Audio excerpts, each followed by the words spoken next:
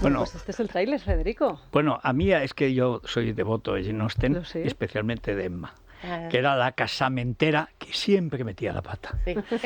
Bueno, Y la Gemma, última versión de Emma es fantástica. sí, La de Gwyneth Paltrow, ¿no? Sí. esa es la mejor. Luego ha habido otra, La de es una Joy. reciente. Sí, Lo empecé y lo dejé, sí. porque no lo va a De mejorar. Lo de Amazon. Jane, no, Es no. bonita, visualmente es muy bonita Sí, también, pero es que estaba en su momento, además, Gwyneth Sí. Paltrow mete la pata siempre con la mejor intención hasta que al final se casa, porque es que si no, no hay novela, ¿no? Sí, no hay novela y en la época sobre todo. Bueno, pero aquí estamos en lo mismo, cómo casar a Menganita, a Zutanita, Sí. y en lo que podríamos decir la producción de la novia. Sí, Bueno, sí, cuéntanos, totalmente. cuéntanos, manual para señoritas. Pues nada, es una comedia romántica, es la historia de una carabina que se llama Elena Vianda, que llega a una casa donde hay 3 hermanas y las 2 mayores están ya en edad pues, de casarse. Entonces Sí. es un padre viudo, ha perdido a su mujer hace un año y dice, pues alguien tiene que venir a ayudarme con estas niñas porque tienen que volver a sociedad.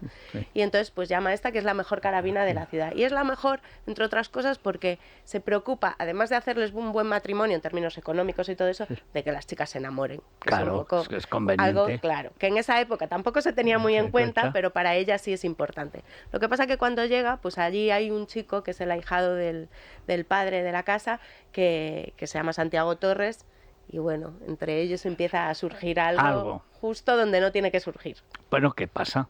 Pasa a menudo. ¿Qué pasa? Bueno, se estrena este viernes y me da la sensación de que va a ser una de esas una de esas producciones con mucho éxito, pero que también ha tenido mucho trabajo detrás, ¿no? Solo por la ambientación de la época, creo que está rodada en Aranjuez. Además, los exteriores son una Tampoco es mal auténtica rincón. preciosidad. Tiene una mezcla, una parte luz. es en Barcelona, una parte es en Aranjuez y otra en la granja de San Ildefonso, porque Claro. elegimos exteriores, por un lado los de Barcelona, que son modernistas, para Sí. darles como pues esa identidad tan propia a la serie y tan romántica también. Y luego pues Aranjuez y la granja, que al final son los sitios históricos que tienen esos jardines tan bonitos y todo este ambiente, digamos, Habéis primaveral. sacado, como decías, lo modernista, el cuarto de baño de Isabel II en Aranjuez. Sí, no hemos ido a los interiores. Hemos Es ido a que los- ese a cuarto los de baño que exteriores. tiene un verde precioso, Sí, pero precioso, parece, vamos, pero eso, de 1900 París, sí. además de un buen gusto, muy fino, no la asocias a Isabel II. Es precioso el Sí. palacio, los jardines. Aranjuez todo es una virguería. Sí, es increíble. Y hemos hecho como eso, un conjunto de las 3 cosas y luego un plato en Madrid que está hecho en la medida del edificio de Barcelona. O sea que esto es una inversión muy seria. Sí, es una serie que ha cuidado muchísimo eso. Evidentemente en las series de época siempre el trabajo más complicado es este y sobre todo si le quieres dar una estética un poco diferente a la que había en la época real, Claro. ¿no? Porque al final esto, al ser una comedia, pues queríamos también acercarla mucho a la gente, a la actualidad, en los colores, pues en los estampados de las paredes de los vestidos, en Sí. todo, ¿no? Simplificar un poco. ¿Cómo se hace ese trabajo? Porque, bueno, tú eres productora ejecutiva, Sí. además de guionista. ¿En qué consiste realmente ese trabajo de preparación de una serie, pero desde sus orígenes? Primero, ¿cómo, Sí. ¿cómo se te ocurre? Pues mira, la idea es de María José Rustaraz y mía porque estábamos trabajando en otro proyecto, leyendo un montón de cosas para otra serie de época que nunca salió, porque esto siempre es un poco así, y se nos cruzó la figura de las carabinas, que fue como... Siempre había estado ahí, siempre la hemos visto en las películas y todo eso, pero nunca es la protagonista de las historias. Entonces nosotros que estábamos buscando como una manera nueva de abordar la época, porque la hemos hecho en tantas series distintas que queríamos encontrar como un código narrativo nuevo por un lado y por otro lado un enfoque un poco diferente. De repente dijimos, ¿qué pasa si la que tiene que ayudar a los demás a enamorarse, en este caso es la que se enamora, ¿no? Sí. Y de repente se rompe también incluso su trabajo. Entonces fue una conjunción de esas 2 cosas. Se lo contamos primero a Ramón, que le encantó y nos dijo, vámonos a Netflix, se lo contamos que seguro que a ellos les interesa. Y ya empezamos a trabajar inmediatamente, porque fue de esas ¿Esto cuándo historias fue? Pues esto fue, pues mira, hace 2 años. Ha tardado Sí. 2 años. 2 años. Sí, porque pues escribir 8 guiones pues lleva alrededor de 7, 8 meses, en el mejor de los casos.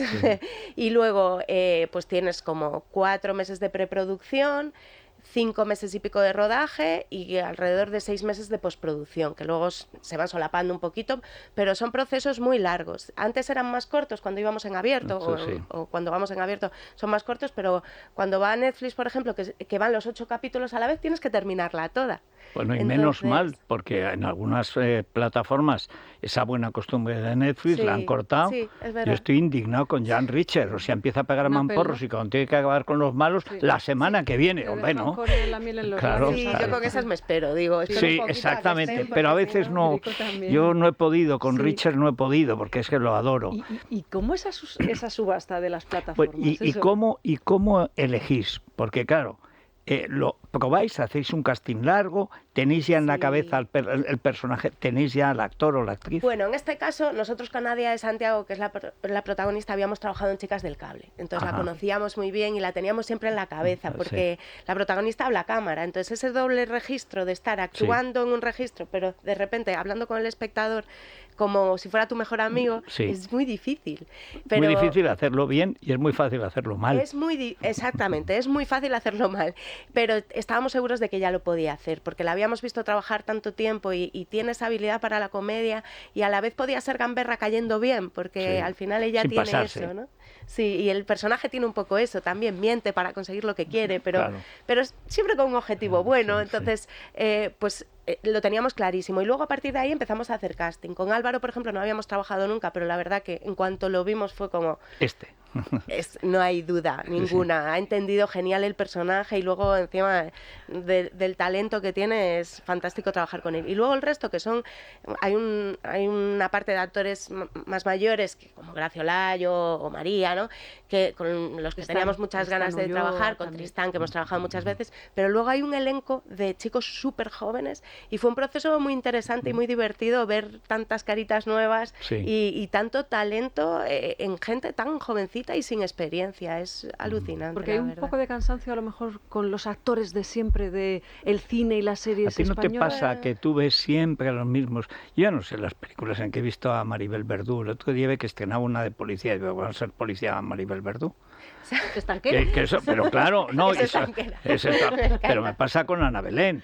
Dice, pero ¿cómo va a ser libertaria Ana Belén si es Zampullo? O sea, esas cosas que la gente corriente dice, hombre, yo veo que cada 2 años, bueno, puede haber una cosa parecida, pero hombre, no una cosa radicalmente contraria en 3 meses. A mí me gusta mucho, es verdad, este juego de actores jóvenes que a se mí me les ha da. encantado, la Física verdad. y Química, vosotros también, las Chicas del Cable sacó a la luz un montón de caras nuevas, además muy bien formadas. Sí. Yo creo que ahora hay un relevo generacional y se está viendo y creo que esta serie se va a ver. Hay unos actores increíbles, hay 2 que han estado nominados al Goya este año, entonces son fantásticos y otros seguro que lo estarán. Gemma, está pasando aquí en las teleseries, digamos, como ha pasado con el musical en España, que 20 años después de que empezaran a invertir en serio, ya hay una cantera para hacer musical, que no importa qué musical de cualquier sitio del mundo, aquí te lo clavan o lo mejoran. Sí, totalmente, yo creo que totalmente. Además hay un nivel de producción tan grande ahora mismo que hay oportunidad para tanta gente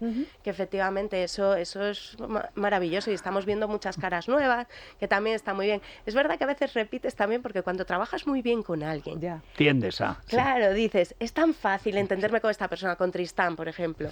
Nosotros hemos trabajado con él en un montón de series, pero es que es tan bueno, lo hace tan bien.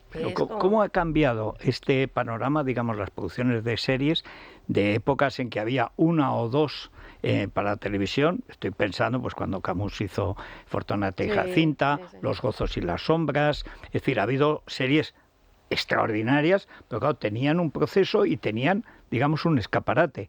Y ahora hay media docena como mínimo. ¿Cómo ha cambiado la producción? Pues ha cambiado todo, ha cambiado desde la manera de escribir, porque antes cuando íbamos a abierto, o ahora también cuando vamos a abierto, normalmente se hacen series de 70 minutos, lo cual requiere una historia muchísimo más coral, pues no sé, tiene otros códigos. En plataforma, por ejemplo, tienes eso del binge watching, ¿no? De querer verlos todos del tirón, con lo cual tienes que estar todo el rato como haciendo ganchos para que el espectador no se pierda.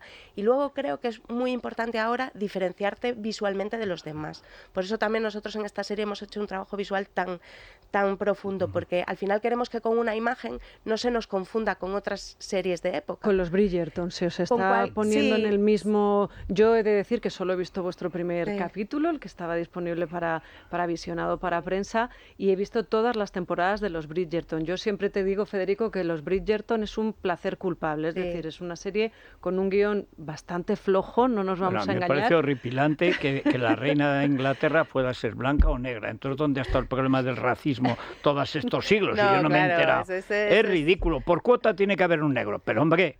Pero has visto que hay padres negros con hijos chinos. Sí, todo. Dice, bueno, que también iban a... Todo. Es parte de la identidad de la serie. En un capítulo solo de Manual para señoritas he visto mucho más guión que en todas las temporadas de los Bridgerton. Pues muchas gracias. No es por alabarte, pero sí que te quedas con esa sensación de querer más y sobre todo no de incoherencias, porque los Bridgerton no es solo la discordancia que decimos de géneros, razas, o sexualidades o lo que sea. Bueno, resulta que parece que vivían en una especie de cama redonda continua, las razas, las especies que va más y tal. Allá, ¿no? Dice, pero vamos a ver, eso nunca ha sucedido, eso nunca pudo suceder, y si sucedió, entonces ¿de qué os quejáis? Sí, hay fallos, y hay lagunas de guión, ¿eh? Hay momentos... Nos están diciendo mucho lo de los Bridgerton, y yo siempre digo, yo no puedo, no puedo decir que no tenga una similitud en cuanto al público al que va dirigido, porque evidentemente es un público al que le gustan las historias de amor y le gusta la época. Creo que son dos series muy diferentes, con un código muy distinto y que hablan de cosas distintas también. Creo que ellos van mucho más en el relato a lo clásico, a que veas lo que quieres ver como lo quieres ver, no sorprende, ¿no? Y nosotros vamos a romper todo el rato el código. Sí, aquello es muy a la carta, ya sabes, sota caballero. Sí, y es una serie de súper éxito y ojalá nos parezcamos en eso, ojalá tengamos esa suerte de que a la gente le guste. Oye, una cosa que yo vi recientemente, aparte del Cuerpo en Llamas, que me pareció repugnante, porque es mentira, es un montaje, y aquí tuvimos uno de los periodistas mejores de Crímenes de la Vanguardia, dice, yo he contribuido a esa mentira. Y luego vi, que se lo estaba comentando a Gemma, una especie de reportaje con el fiscal, con los que realmente hicieron ese caso de Rosa Peral. El jeta del fiscal dice, como no tengo pruebas, y lo dice así, tengo que crear un escenario para que el jurado, que está ya previamente eleccionado en la prensa, mediante mentiras que han filtrado a la prensa, y el La Vanguardia lo decía, yo he publicado mentiras que me han contado de buena fuentillera para preparar ese escenario, para conseguir una condena que, digamos, en la opinión pública estaba... Digo, bueno, y cuando vi lo del caso Asunta, que tiene también ese componente de cómo se puede manipular, un juicio, sobre todo juicios con jurado, la Virgen bendita, eso debería estar prohibido. Eso era para cuatreros del oeste. Eso es tremendo y no le damos la importancia, no hablamos suficiente sobre esto, y nosotros el true crime es muy difícil de hacer, sobre todo porque nosotros pensamos que tienes que aportar algo. Para hacerlo no es simplemente hablar de un crimen, tienes que lanzar una pregunta, un cuestionamiento a la sociedad. Y al final queríamos un poco hablar de eso, ¿no? De decir... Oye, estamos en nuestra casa tan tranquilos emitiendo juicios así sin saber, ¿no? Y esto no se puede permitir, o sea, hay que pensar muy bien en esto, y hay que pensar muy bien también, pues desde el periodismo, en qué cosas se comparten, cómo se comparten y a dónde llevan a la gente, ¿no? Es muy delicado, es un tema muy delicado. A mí yo recuerdo que vi esa serie, la tuya, y luego he visto también cosas más que se hacen, más postproducción, digamos, es más reportajillo, ¿no? O reportaje serio. Bueno, no puede funcionar así la justicia. No. Y encima celebrarlo, porque como la mayoría dice que es culpable, pues anda, que no será. No, es que se puede manipular tan fácilmente. Total. Y nosotros con Asunta, aún a día de hoy, hay mucha gente que me pregunta, ¿pero y esto? Y digo, que es que eso no es verdad. Habéis leído cosas que luego, si tú ves el juicio y ves las pruebas y ves la investigación, eso no es real. Se han utilizado, pues evidentemente, para empujar a la gente a creer tener algo. Exacto. Sí. Y al juicio también. ¿Es más difícil o es más fácil hacer un Fariña o un caso Asunta, que son producciones vuestras, o hacer un Velvet o un Manual manual para señoritas? Mira, depende más... en qué. O sea, la realidad tiene la dificultad siempre de que nosotros queremos hacerla con mucho rigor. Y entonces toda la parte de investigación lleva muchísimo tiempo. Claro. Pero la realidad es que sobre guión solo trabajas en la forma. Claro. En la forma y en el qué es lo que quieres contar. Pero no creas tantas cosas como en una serie como esta. En esta empiezas de cero, entonces todo... Bueno, hay una cosa, conseguir... me ha gustado antes cuando hablabas de crear una estética que lo... Yo no sé, tú que estás más en ese mundo, ¿cuántas series policíacas han imitado lo de True Detective en los últimos 15 años? Es insoportable. El otro día me acerqué a una serie, la dejé de ver porque era malísima, chilena. Digo, mira, hombre, True Detective Santiago. O sea, pero qué peñazo. O sea, pero ¿por qué la gente insiste? Bueno, imagino que ya hay una parte para venderla. Claro. Cuando hay un código, es verdad que cuando no tienes referentes, es difícil vender un proyecto. Y incluso a tu propio equipo. A mí una de las dificultades de Manual era, ¿cómo es esta serie? Y yo, no, pero es que es una comedia, es muy gamberra, pero es romántica también, pero es como aquello. Es que no te lo puedo decir porque no tengo ninguna referencia, no quiero copiar nada, quiero generar una identidad propia. Entonces, cuando tienes algo y dices, es como esto, es más fácil venderlo cuando esa cosa ya ha tenido éxito. Igual que para la prensa también es más fácil decir, Manual es el Bridgerton español, ¿no? Sí. Porque bueno, por como el clickbait, yo creo que ahí es por pinchar sí, también, y por ¿no? buscar una referencia de algo que te pueda sonar, aunque sea visualmente un poco, ¿no? Y creo que es más sencillo desde ahí. Lógicamente creo que como creador lo divertido, lo interesante, lo estimulante es generar un universo propio. Claro. ¿Y cómo se crea el ambiente? Es decir, tenéis asesores, me imagino, de época, asesores de vestuario, igual que en Fariña tuvisteis asesores policiales. Sí, exacto. Tuvimos en Fariña y en el caso Asunta tuvimos asesores policiales y también... Y judiciales. Y judiciales. Para contarlo todo súper bien, porque al final, por ejemplo, los juicios pues son algo que en España se cuentan como a modo americano y no queríamos hacer no, eso. Es que además no es. Y además ojalá no fuera nunca conjurado. Sí, total. Una teatralización lamentable. Total. Y en este caso teníamos un asesor histórico, teníamos un diseñador de vestuario, Pepe Reyes, fantástico, un director de arte, Juan Pedro Gaspar, maravilloso, pero... Al final esto es un cuento y el contexto era lo menos importante, era una excusa y de hecho no quisimos ser totalmente realistas, nos alejamos de la realidad en muchas cosas y por eso no lo situamos ni política ni históricamente como en un momento ni en una ciudad ni nada, porque al final sí que hay temas sociales de los que se habla, del racismo, del problema que tenían las mujeres para estudiar, pero son temas más sociales y más íntimos que políticos. Que ya se hablaba Mary Poppins. Sí. Quiero decir que no es algo que se haya... De tus series favoritas, no de las tuyas. Sí. ¿Tú eres seriadicta? Sí, total y absolutamente. Sí, ¿O seriéfila? A ver, sí, 2 o 3. Total. Pues mira... Ahora como he estado pues viendo muchas series de época y eso, a mí me encanta la creadora de Gilmore Girls y tiene una serie que se llama Marvelous Miss Maisel, que es una de mis series favoritas. Muy de una mundo. Cómica neoyorquina. Está inspirada en la historia de su padre, porque su padre hacía stand-up y ella la convirtió en una mujer. Y me gusta mucho también The Great, que es una serie también fantástica sobre una zaresa rusa. Y es una comedia y está escrita por McNamara, que es un guionista que tiene Yo pensé que era Catalina la Grande. Es ella, es eso. Es una historia inventada, sí. Pero es muy, muy interesante y el guionista es un guionista que tiene un Oscar, o sea, que tiene un guión fantástico que mezcla mucha comedia también. O sea, que esas dos ahora mismo, desde luego... Yo creo que la burbuja de las series que se pinchó un poquito está volviendo a inflarse y tenemos producciones brutalmente buenas últimamente, que mira, en Netflix Adolescencia es una de las que está ahora pegándolo. Esta semana ha sido locura total. Es de las que, y además rodada de una manera que para vosotros será interesante con todo el plano secuencia. Sí, estamos viendo todos mucho Yo no lo he la visto parte... todavía porque a mí esos ejercicios de virtuosismo no me gustan nada. Pues es lo mejor de la serie. Pues, de no, verdad, sí, posiblemente la acabaré viendo para poder discutir. Pero... Yo tampoco soy de eso, pero la serie es increíble y habla de un tema muy importante y lo cuenta de una manera muy delicada y los actores... Ha dejado a los que son tenemos... el niño, que es súper pequeño, es una maravilla. Y hay un código que utilizan los adolescentes que desconocemos. O sea que... Bueno, Gemma, bueno, antes primero, de terminar... enhorabuena, y además te vamos a ofrecer Manual para señoritas. Antes te íbamos a recomendar alguna cosa, por ejemplo. Pues, ¿Crees Genomic? Sí. No, ¿Crees Genomic? No, lo digo siempre mal, es Crees, Federico, porque ya se han quedado con la parte importante, que es la parte de la nutrición. ¿Por qué digo esto? Pues porque es muy necesario que nos hagamos algún tipo de prueba para ver si tenemos intolerancias, para ver si esas intolerancias pueden estar afectando de alguna manera a las alergias, a los dolores que podamos tener a lo mejor en articulaciones. Todo influye, así que visiten algunas de las clínicas CRES en Madrid, apunten este número, el 91 445 0004, 91 445 0004, y recuerden además que nos van a regalar un suplemento nutricional en nuestra visita cuando contratemos nuestro tratamiento.